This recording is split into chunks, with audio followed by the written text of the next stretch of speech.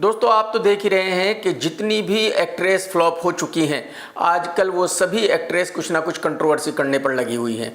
कुछ ना कुछ ऐसे बयान दे रही है जिससे न्यूज़ में बने रहे। ऐसा ही कुछ बयान कुछ महीनों पहले महिमा चौधरी भी दे चुकी है, लेकिन मैं आज उसके बारे में बात नहीं करूंगा। मैं आज बात करूंगा मल्लिका शेरावत के बयान के बारे में जो उसने 2-3 दिन पहले ही दिया है। लेकिन अगर आपने अब तक चैनल सब्सक्राइब नहीं किया तो कर लो, और घंटी नहीं दबाई तो घंटी जरूर दबा दो। और आपको बार बार कहता हूं कि भाई साहब अगर आप वीडियो देखते हैं तो लाइक मार दिया करो यार। लाइक मारने में 1 सेकंड लगता है, कर दिया करो भाई। एक्चुअली ये जो बॉलीवुड है ये बहुत ही खतरनाक जगह है। जो इंसान एक दफा फेमस हो गया उसे मरते दम तक फेमस ही रहना है। अगर उसको लोग पहचानते नहीं तो वो बावला होने लगता है, उसका दिमाग जो है वो फटने लगता है, वो डिप्रेशन में जाने लगता है। और यही वजह है कि जितनी भी फ्लॉप एक्ट्रेस हैं वो न्यूज में रहने के लिए कास्टिंग काउच के बारे में बात करती हैं। अब आप कहेंगे कि कास्टिंग काउच के बारे में ही क्यों बात करती है? क्योंकि कास्टिंग काउच मीडिया का फेवरेट सब्जेक्ट है।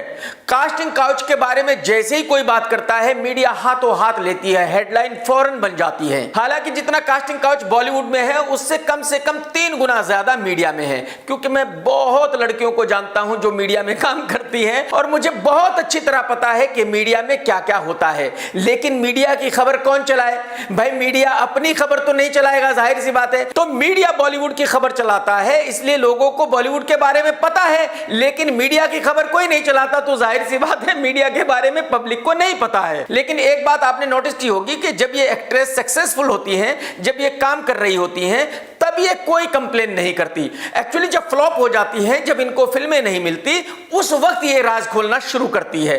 तो यही किया नेहा धूपिया ने, यही किया महिमा चौधरी ने, यही किया कंगना रणावत ने, और यही कर रही है मल्लिका शेरावत। मल्लिका शेरावत ने कहा है कि किसी भी हीरोइन को कोई बड़ी फिल्म नहीं मिल सकती जब तक कि वो बड़े हीरो के साथ कंप्रोमाइज ना करे। अगर फिल्म का हीरो हीरोइन को रात को 3 बजे भी अपने घर पर बुलाता है तो उसको जाना ही पड़ता है, और अगर नहीं जाएगी तो फिल्म हाथ से चली जाएगी। यही बात कंगना रणावत ने कही थी कि भाई किसी भी हीरोइन को कोई फिल्म नहीं मिल सकती जब तक कि वो किसी ना किसी के साथ कंप्रोमाइज ना कर ले। और मैं ये भी मानता हूं कि कंगना और मल्लिका झूठ नहीं बोल रही है। भाई झूठ क्यों बोलेंगी? हाँ ये बात सही है कि वो अब बोल रही है जब उनका कैरियर खत्म हो गया है, क्योंकि उनको पता है कि भाई अब तो कोई फिल्म मिलने वाली है नहीं, तो जाहिर सी बात है न्यूज में रहने का कोई और तरीका है ही नहीं सिवाय इसके। अब आप यहां ये कहेंगे कि भाई कंगना तो अभी भी फिल्में कर रही है, बिल्कुल सही है, लेकिन कंगना को यह अच्छी तरह पता है कि कोई भी हीरो उसके साथ फिल्म नहीं करेगा।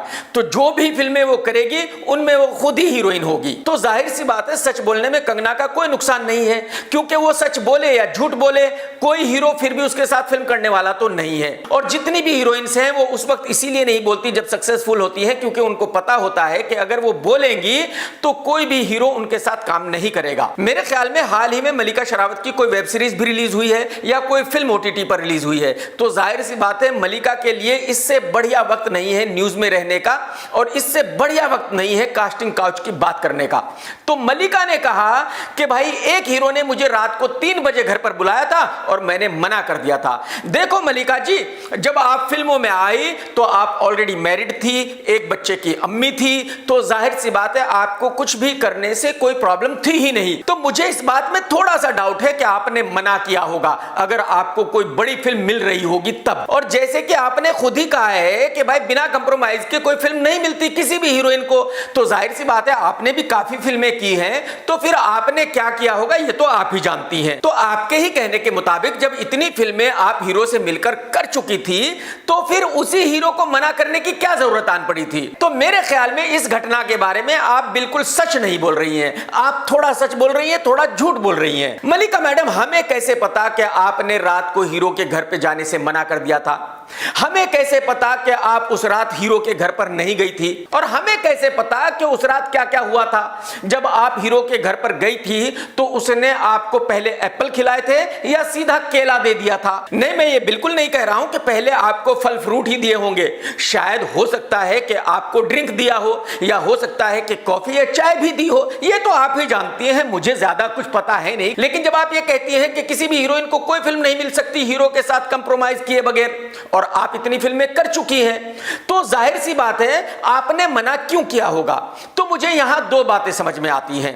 एक तो ये कि आप उस रात उस हीरो के घर पर गई तो होंगी और सब कुछ हुआ होगा, लेकिन बाद में उसने शायद आपको फिल्म नहीं दी होगी, तो इसलिए आप नाराज हैं। दूसरी बात यह भी हो सकती है कि आपने उस हीरो से कहा हो कि मैं आपके घर पे आके आपके साथ डिनर करना चाहती हूं, और उस हीरो ने मना कर दिया हो कि मुझे तो आपसे नहीं मिलना है। और अगर आप बिल्कुल सच बोल रही हैं तो फिर आप नाम क्यों नहीं बता रही हैं? भाई आपका कैरियर तो खत्म हो चुका ना, जाहिर सी बात है अब तो आपको कोई फिल्म मिलने वाली है नहीं, कोई हीरो आपके साथ काम करने वाला है नहीं, तो फिर नाम बताने में हर्ज क्या है? हाँ, अगर आपने झूठ में ही ऐसे ही किसी का नाम ले लिया तो यह हो सकता है कि वो आपके ऊपर केस डाल दे, और अगर आपने किसी का नाम लिया और सच में ही ऐसा हुआ था तो आप अपनी साइड की स्टोरी बता रही हैं, फिर वो अपनी साइड की स्टोरी बताएगा, तो जाहिर सी बात है फिर आपकी पोल खुलने का डर है। हो सकता है वो हीरो यही कहे कि मैडम ने बहुत जोर देकर कहा था कि मुझे आपके घर पर आना ही है, और मैंने कहा कि भाई मुझे तो आपसे मिलना ही नहीं है, मुझे आपके साथ काम करना ही नहीं है,